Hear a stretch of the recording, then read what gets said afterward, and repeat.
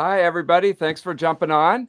I am joined today by the legendary go-to-market wizard. I don't know about that. We didn't practice that. That was just my observation from following Eric on LinkedIn and some of the amazing work that you're doing with your clients and also sharing the process of how you're building these systems, and utilizing some of the cutting edge sales technology that's out there right now. Eric, thanks for jumping on, man. Yeah, well, one, thank you for far too kind of an intro, and thanks for having me. I really was excited that we were able to make it work. Yeah, definitely. I know that I can tell by your posts and all the different things that you're doing. You're a very busy guy right now.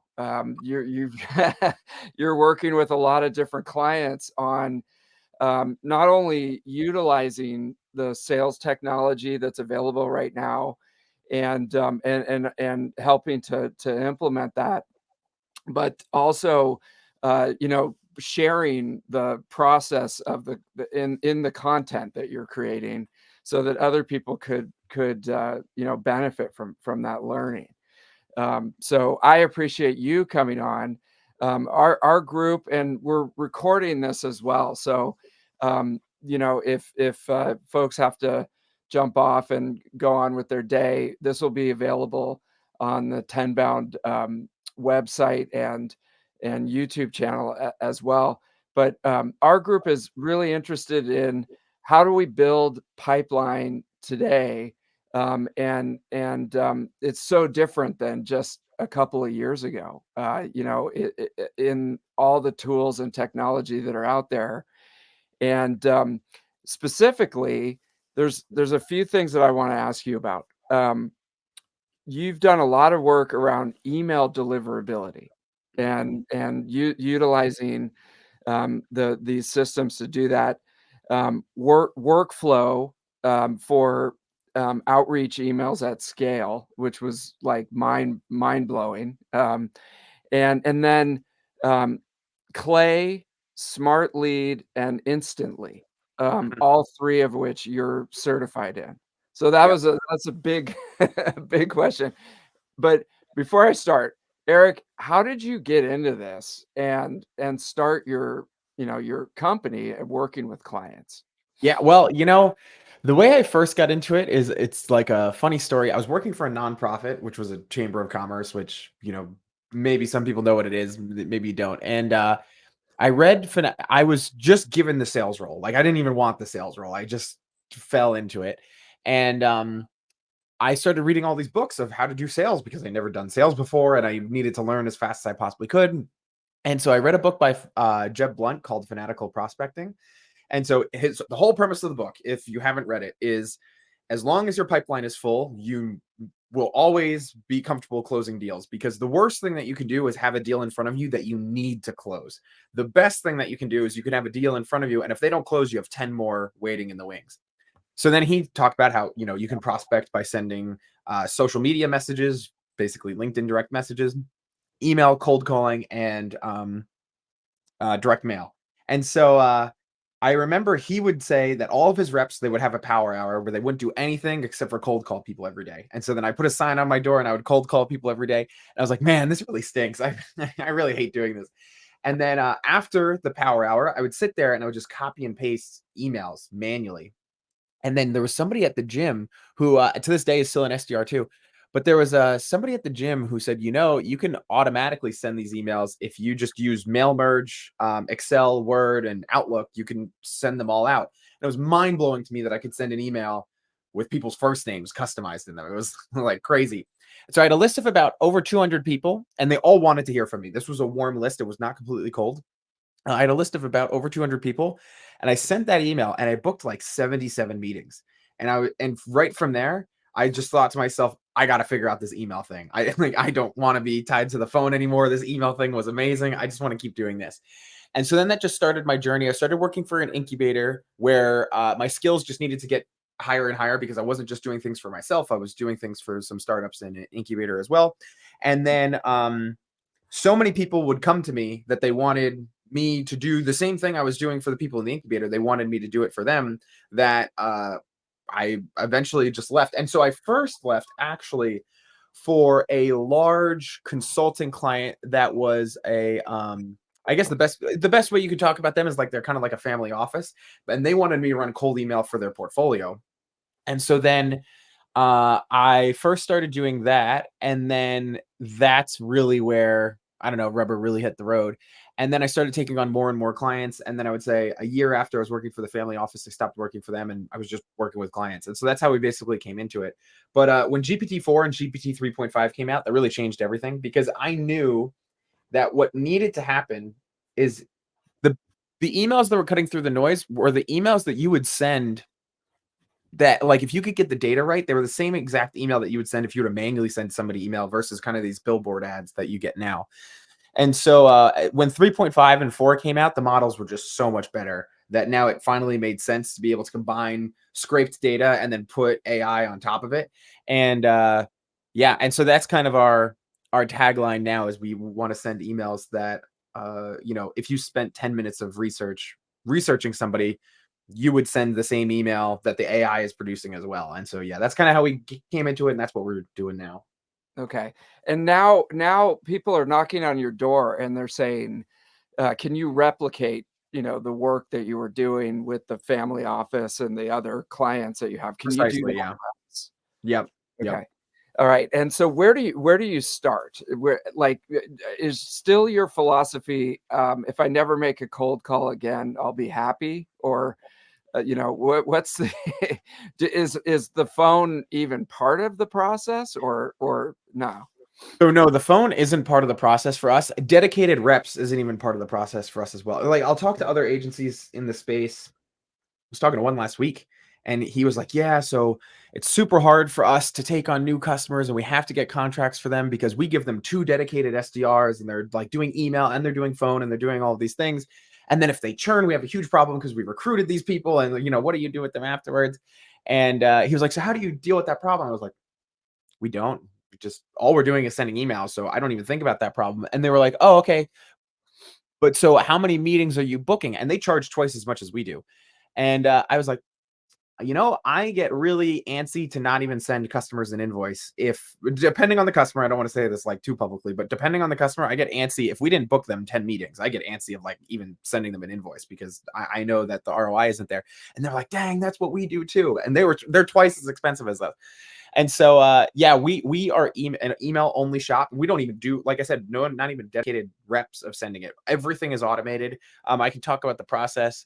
But Mm. where it starts though is, I used to be super big on everything starting with triggers, and now we're kind of moving and we're having like we're changing our onboarding process to everything starting with offers and value propositions. Because I used to be super big on, okay, if they're hiring for somebody and they're hiring for a graphic designer and you have a graphic design SaaS, we need to be developing messaging towards that. And I've since really changed a lot, where what we found is triggers are important. Don't get me wrong. They're some of the best emails that you could possibly send. But as long as you get your messaging right, it kind of doesn't matter if they're hiring somebody or not. They should just be resonating with that messaging from the beginning. So now we have a new onboarding process, which I can talk about a little bit. And I think it's an experimentation process that everybody should start doing. And then we start getting way more into like the AI messaging and the triggers and all of that crazy stuff. And so, yeah, Okay. the way that it starts is we really get really, really focused on offers, outcomes, problems, like problem statements, and value propositions. We test all of those, and then we start mixing AI on top of it. Okay. All right. So I come to you and I go, Eric, we're struggling with setting meetings. I've got SDRs.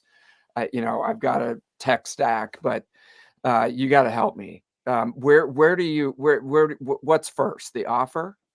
Yeah. Well, so yes, the offer, but so the offer is probably the most important thing that you can do. But what we found is sometimes we would be working with companies and we would put perfect looking email sequences together. Now we have two copywriters on the team who help us out do that, and it would take a lot of time. And so then We'd put these perfect sequences together, then we'd launch them, and then a week later we'd say, okay, we got to try something new. So we'd talk about what we're going to try new. Then 3 days would go by, we'd have the copy, then we'd have our call, and then we'd launch that campaign, and then the same cycle would keep going on. And so then it hit me. I was just thinking to myself, I was like, well, so we had enough customers at that point where if they were struggling, we would keep hacking on it, hacking on it, hacking on it. And then we found something that worked. And I would think to myself, I was like, why can't we just skip this process? Like, why do I have to keep going through like a 3-month cycle for us to find the thing that works? And most often, so there are a couple of times where the list was very different. Like, for instance, we have one customer where their perfect customer is a chief marketing officer, a VP of sales, or a CEO who has never been any of those positions before. And then we hit them with messaging. That is one situation where the list made all of the difference. But I would say 9 times out of 10, it's mostly the offer. And so now there's multiple ways that you can present an offer, right? So me, even as a lead gen agency, people like, you could think of us as, Eric helps me book more meetings. And it's like, okay, grand scheme, that is something that we do. But if I were to email people about how I can help them book more meetings, I'm going to sound the exact same as every other nerd who's emailing you and saying that they can get you more meetings. So then when you take a look at our offering, though, there's so many other things that we can do. So one, we could do email deliverability consulting. We could do email deliverability done for you setups, and we could just we don't have to do any of it. Like, we could just give you inboxes that are warmed up and ready to go. We can the consulting, we could do audits, anything else that it kind of does with email deliverability. Then we could do data. Like, I can give you your whole TAM way cheaper than ZoomInfo or Apollo or any of these other ones can, because we just built it all internally. That, if you came to us and you said, I wanted 50,000 contacts in certain areas with certain filters and certain enrichments, we could totally get it done for you way cheaper than anybody else would be able to, and in a huge scale. We could score your entire TAM. We could score all the contacts. We could get you mobile phone numbers, like all this crazy stuff. Then we could do a whole campaign audit. We could do a copywriting session. We have 2 copywriters who could do it for you. We can do like AI copywriting of whatever you want your reps to send, but we can score all the contacts you're about to reach out to, right? So there's so many of these different, I just turned, we help people book more meetings into 12 different value props of different ways that people might find things to be interesting. And so a lot of times we also found that the reason why customers come inbound to our customers is not the same reason that they resonate with a messaging outbound. So a perfect example of this, and then I'll kind of go towards the process that we do to overcome this, is we had one customer where they're an AI for phone support for e-commerce brands. Every customer comes to them and they say, hey, we have a ton of people calling in, and they all ask the same question, which in the e-commerce world is called Wizmo, where is my order? So everybody's calling in and they're like, where's my t-shirt? And they're like, we want to automate that because it's just taking up our customer support team's time. And so 70% of all incoming e-commerce support calls are just people asking where their order is. And so we were messaging about that. Lo and behold, nobody cared on outbound. Nobody cared. And so then we transitioned it. And actually what people care about on the outbound channel is we would scrape their website and find that their customer support team only works from 9 to 5. And then we'd say, you're only working from 9 to 5. You don't have a 24/7 support team. Who's handling the calls when somebody calls after those hours? Wouldn't you want to put those on Rails? That is the best performing message we've ever come up with. That they have hired 3 new people who have all come in and tried to beat that sequence. Nobody has been able to beat that sequence. We just found the value proposition that people care about on outbound. So now we have basically a 3-step process of, a 3-step process on how we are trying to find that message resonance. And then we iterate on that. We make it a full campaign, and then we scale it as long as everything kept the same way. And so now what we'll actually do is we'll just send very, very short emails where there's no way that anybody could get like the only reason you wouldn't respond to my email is because the messaging didn't resonate with you. And it's literally something like, hey, David, shortest email you'll get all day. Are you seeing open rates plummet on your outbound emails and then we'll name the SDR on the team. I saw that Sam is an SDR on your team. Are you seeing open rates plummet with the new Google updates? Would you want to have somebody take a look at, what's going on and see if we can increase your open rates for you? Whole email. And it's like, there's no way they got lost. Like, they didn't hate our first line. They didn't, think like our case study didn't resonate with them. It's like, do you need help with open rates? And Mhm. then on the flip side, we could also do, hey, I send 1.5 million emails a month. Would you want to hop on a call and I'll just tell you what's working in outbound right now and just give you some ideas? And it's like, okay, like, that's a whole other thing that we can test, right? And so we will just blanket message in silos to like 500 people to just see what messaging is working, but we're not testing two things. We're testing like 10 to 15 things. And so, like I said, there's value propositions, offers, outcomes, and problem statements. And so, like a problem statement would be like, are you seeing open rates going down? Would you want somebody to take a look at how it could be fixed? The same offer could then be twisted as a value proposition of, hey, we send 1.5 million cold emails and we know how to do this and we can fix it for you, right? That's another way to just put it together like that. And then a offer would be, in 3 weeks, we can bring your open rate from whatever it is today to 40 to 60%. Would you be interested in that? And then an outcome would be, we just helped, one schema take their open rates from 10% to 70%. Would you want to know the exact process how we did it? Right. And so outcomes and offers are pretty close. It's just you have a case study like mixed in with it and everything. And so we'll test a lot of those. And then we get into the second process where we say, okay, whatever is the best performing out of those, we're going to put that in on Rails and we're going to make a proper sequence. Like you'll see basically like Josh Braun talking about, and, everyone has kind of agreed that this 4 sentence, like first line, some kind of segue. I like Poke the Bear by Josh Braun. And the first line being why you, why now from John Barrows. And then your third line being your offer and the outcome that you can, or your value proposition, whatever worked the best. And then your call to action down at the bottom, hopefully including some kind of lead magnet. And so then we transform the like 15 crazy tests into, well, 15 super short tests into an iterative 3 to 5 sequences that are very nice and polished and all those things. And then whichever one wins from there, we scale. And then if we have to repeat that process after we figured out something that's winning and we just repeat it again to just go, then we just restart that cycle. And so I didn't even talk about AI being in there and triggers being in there. We test those as well. But what I'm really finding now is AI is a multiplier. It's not a addition. And so what I mean by that is if you're getting 3 meetings a week on your current sequence, AI might be able to take it to 10. But if you're getting 0 right now, like the odds that AI is going to like bring that to 10 is going to be pretty low. And so Mhm. now that's our current process. We have just changed this literally like 2 months ago.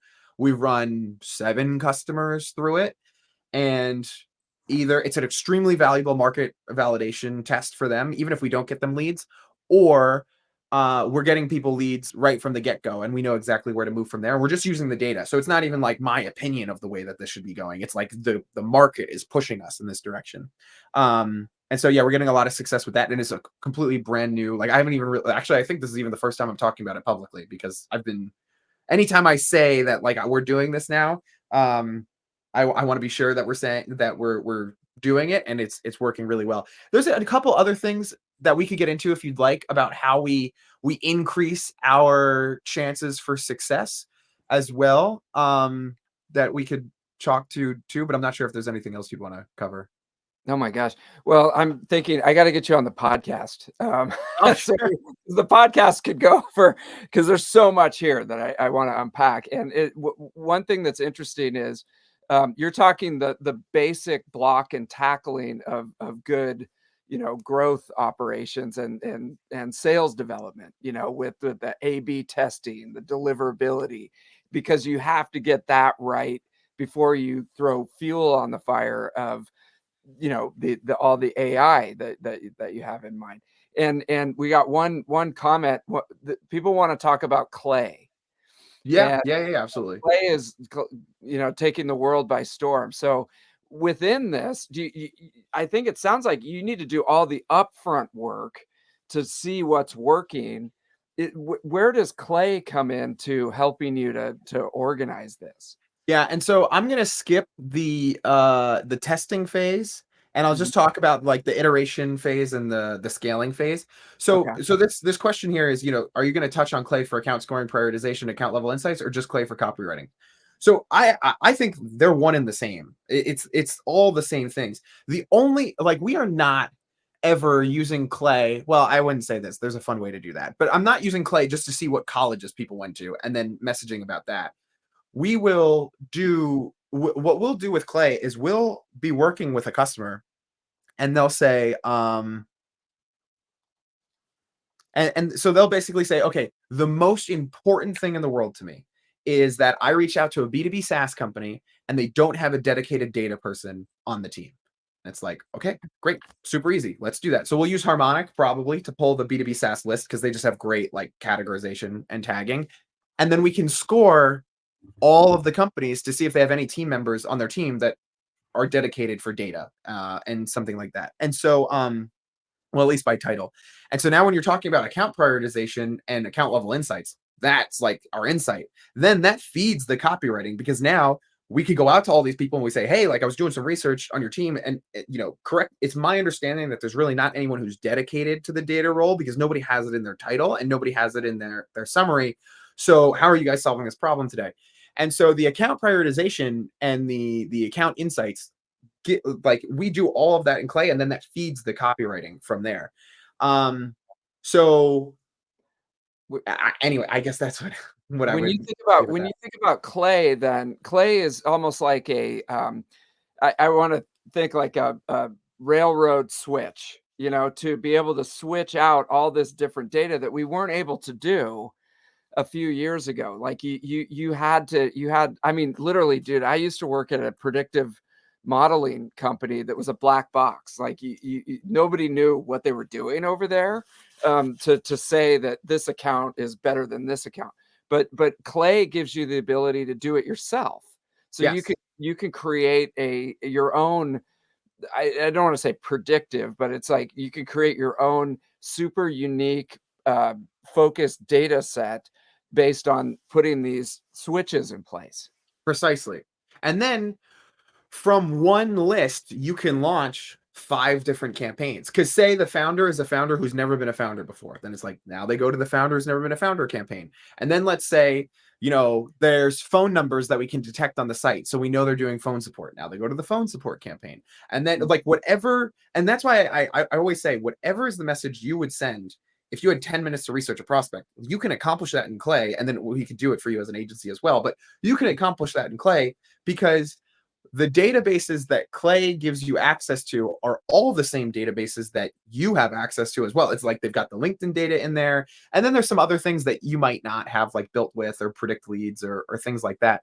But any research that you'd be manually doing, I've been like, there's maybe 2 times that somebody has ever come to me and they said, they gave me a request of publicly available data that we couldn't fulfill on. And so like what I mean by that is one person was like, I want to know every insurance broker that is doing $30 million in insurance. And I was like, how would you even know that publicly? Like there's no database that's going to tell you that. That's not like you can't look that up. So I don't count those things. But one time AWS came to us and they said, we want to search the town hall meeting minutes of all these municipalities to see when they're going to talk about redoing their cloud architecture. And like we just couldn't do that because every town they're crazy. They like some towns will put their notes like directly on the website as a page, and some of them make PDFs, and then some of them make you have to like download the thing. It's like it was just crazy the way they had it. And so a lot of the same research that your reps are doing, it could all be done in Clay. And then you're exactly right. Then you can conditionally send campaigns depending on which data is true about those people. And That's so great. Okay. Yeah, yeah. because I'm just thinking back, and I'm saying the old days. I'm talking like 5 years ago when it was like, "Hey, I need to call every, B2B SaaS company VP of sales in this area." And it was like, "Woo, I can get a list of all those people." And people and you need to go layer deep, layer deep, layer deep to really be able to unlock who should I be talking to. Yeah, that's true as well. And sometimes we even use Clay to do that too. So some campaigns that we'll even run is we'll even say like we will even scrape. So we're emailing the VP of marketing. We will go out and find anybody else who has a leadership marketing title, and then we will in our search exclude the person we're reaching out to so we don't embarrass ourselves. And so then we'll literally say like, "Hey, I'm only emailing you because it looks like this is your priority. Let me know if I should be talking to insert head of marketing name or insert director of marketing name." And then we're automatically sending out those emails as well. And then people are like, I mean, nobody's really automating that email right now except if you watch my LinkedIn content. And so then people are like, oh, this is a great email. Thank you so much. Yeah, you're absolutely right. Like, and all the time we'll get people saying, you're totally right. That's Dave's responsibility. Or you're totally right. That's Jane's responsibility, whichever way it's going to go. So yeah, very much this switchboard thing. And it actually, you just gave me an idea that I wanted to write down that, what we should do is we should even create a template of just like every account trigger that you could possibly think of. And we should just release a template on Clay where you could fill out a form and it would automatically just activate that so that everybody could just get this account scoring model. You just gave me a great idea. Oh my gosh. Well, it's unleashing this creativity that you have when you're thinking, because I mean that's the thing about what you do. People bring you very specific problems, like that AWS one with the town hall. I mean, Yes, that's exactly. classic. Everybody's got a unique problem that they're trying to solve. And like I keep going back to it, but just a couple years ago, you'd be like, there's nothing I can do, to some of them. And now it's only two Yeah, examples. 100%. Yeah, yeah, exactly. And so the big thing too that Clay also gives is just the time saving. Like even just like what we used to have to do is we would download a list from Apollo.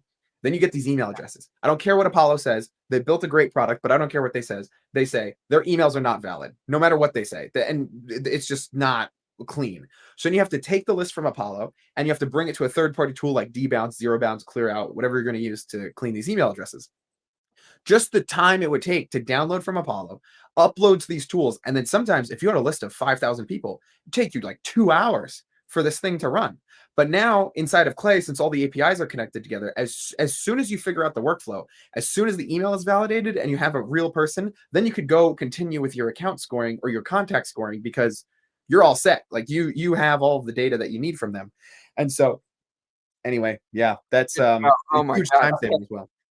So, okay. And I want to, again, we're going to have you back on. Oh, I appreciate We need to, and I'm going to call you. I've got a lot of problems over here at You know 10,000. what's actually so funny, and I wasn't sure if I was gonna have time to mention this.